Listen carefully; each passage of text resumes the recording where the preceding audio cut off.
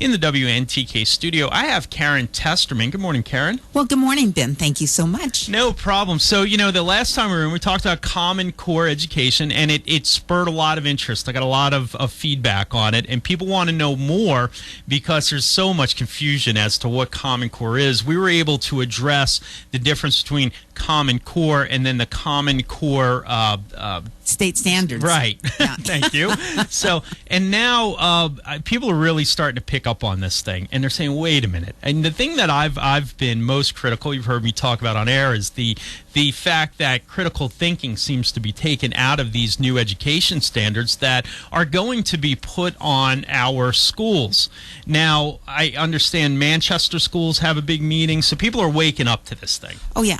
Yeah, more and more people are waking up to it. Hooks that just turned down the everyday math, they're recognizing what's going on here.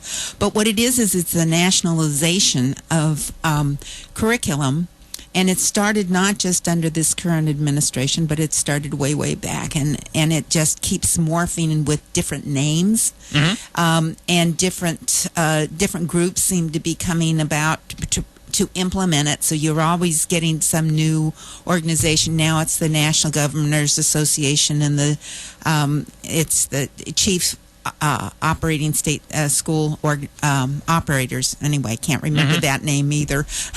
It's one of those really long 6 or 7 things that they boil down to an acronym that you just hate, But at any rate, those are both private organizations that sound like they're federal organizations, that they're run by the federal government, but they're actually private, and they're run by a lot of the money from Bill Gates. And so the biggest problem is that it's also buying into what appears to be a buy-in and oversight by international standards, which smells of the UN. So that's the biggest problem. But the bigger problem is this is continuing what Charlotte Iserbyt from Maine has wrote a book about, which is the dumbing down of our educational standards. And if you go back to even New Hampshire, when we implemented our Department of Education, it was only in the 1920s. It wasn't something that went way, way, way back.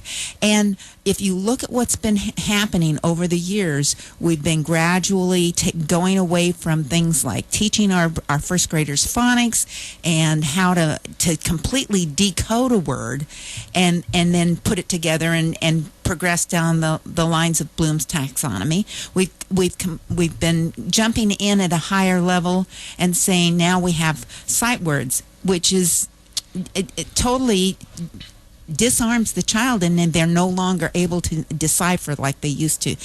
In everyday math, what they're doing is there's everyday math, and there's another one, a Turkit, I think is the name of it. But in those situations, they're taking what was normal everyday algorithms, rather simple. Mom and Dad can always help you with it because they understood it. That's what they were taught.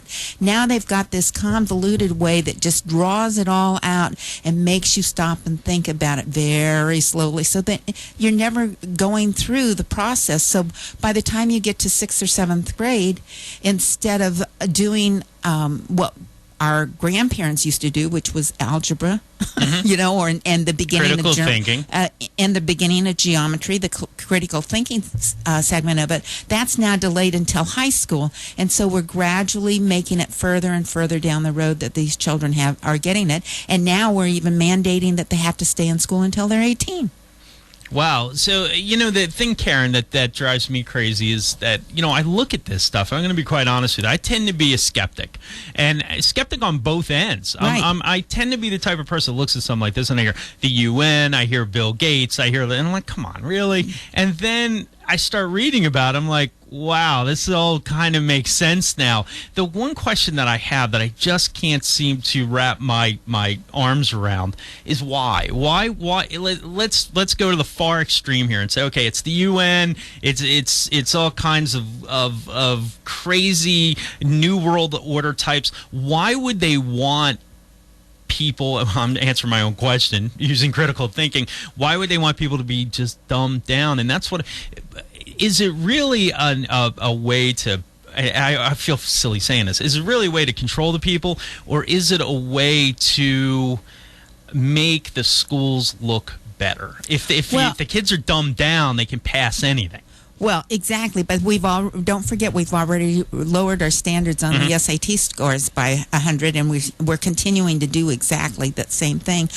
I agree with you. It's very, very difficult to stay away from this. Some Illuminati group out here is controlling everything for us. But if we really stop and think about it, what else are they doing? If you look at the English, the basic literary or the language arts program in the first grade, what are they doing? They're taking certain words and they're saying, why don't you, or they're giving examples in that emit emotion, teaching first graders how to emit emotion. They already know how to do that. I mean, I don't know, but if your children are anything like mine, I don't know if they're I old don't enough. have kids. I have two dogs, and they're rather emotional. But if you've been around little kids, they can do all kinds of things to try and make you as a parent feel guilty because you didn't do such and such or so and so. Well, now they're teaching children to how do you manipulate the words, for example, like anger. How do you get somebody? Why would this person use the word anger here? And they're manipulating the emotions and teaching children how to evoke emotion whenever they have a discussion, rather than teaching them how to critically think, as you say, logically down the road. And these are kindergartners and first graders, and then in sixth grade, for example, one of the questions that came out many years ago, this isn't even under Common Core, but this is the type of thing that they do. They've asked a math question that says, okay, why did or how much money would it cost Oliver North to build a fence around his house? Do you think that Oliver North should be building that fence? Right, because beyond the math. How would you write a letter to your representative that would say that Oliver North shouldn't be building this fence? I mean, talk about indoctrination of the socialist mindset rather than teaching children just the basic facts. And I was thinking on the way over, what would have happened in our grandparents' day when actually they didn't have a multiplicity of all of these other books. They had basically, when Thomas Jefferson was here, they had basically the Bible and a dictionary, and that was it. Right. And they became, in America, we became one of the most innovative, free-thinking people, creative people in the world. And yet now we're all trying to say, okay, well, you have to think this way, and you have to take your logic a certain direction. So, what is it? It is trying to get people to be, quote, lifelong learners from cradle to grave. And now we're talking about not just implementing day-long kindergarten, but we're also talking about day-long preschool. And lifelong, I hate to say this because it gives the wrong connotation, but it almost seems like lifelong learning. It used to be kids started school at 6 or 7. Now they want, they push the Head Start. Now there's talk of even going earlier and getting them in even earlier so the parents have less influence on their kids. People in a building teach them. Exactly. And the biggest complaint you hear from Sandra Stotsky, who was the English teacher that upgraded the English standards down in Massachusetts, and you also hear from the math guy. His name was James Milgram, who both sat in. He's from Stanford. And these are well-known people who were supposed to help with Common Core. Of course, there's other people that also help. Neither one of these will sign off on the standards. Neither one of them, because they do not meet what they say is good practices in teaching language arts or in teaching mathematics. Now, how can you mess up mathematics? It's very logical. Yeah, right. 1 + 1 is 2. There's no way around it. Exactly. But, I can remember, too, in one of the previous things, prior to Common Core, under another name, outcome-based education, Goals 2000, all of these. They just keep changing. But they had you take manipulatives and try to figure out how do you put together the Pythagorean theorem? It took them a week or more to do that. Now, that seems to be a total waste of time. Yeah. And yet we keep saying our children aren't in school long enough. So we keep extending the day, we keep extending the number of years, and we keep coming out with a product that is less, they're not literate when they come out of high school most of the We keep cases. hearing a literacy issue. We keep hearing about it. On top of that, it seems to me that it's kind of funny. The liberal side always pushes creativity and individuality, but it seems to me the more I learn about Common Core, the more I say this is less about individuality and creativity. It seems to be trying to create little drones. Right, exactly. And they have a certain amount of time that the teachers are supposed to spend on everything. And, it really degrades the role of the teacher, and it's mandated you have so much time in it. So by the end of the day, if they can spend 15 minutes extra outside of what they've been mandated to put in, and they're actually going around the classroom and making sure that the teachers are spending this amount of time on these various issues, there might be 15 minutes at the end of the day to address arts, science, the other things that are supposed to be there.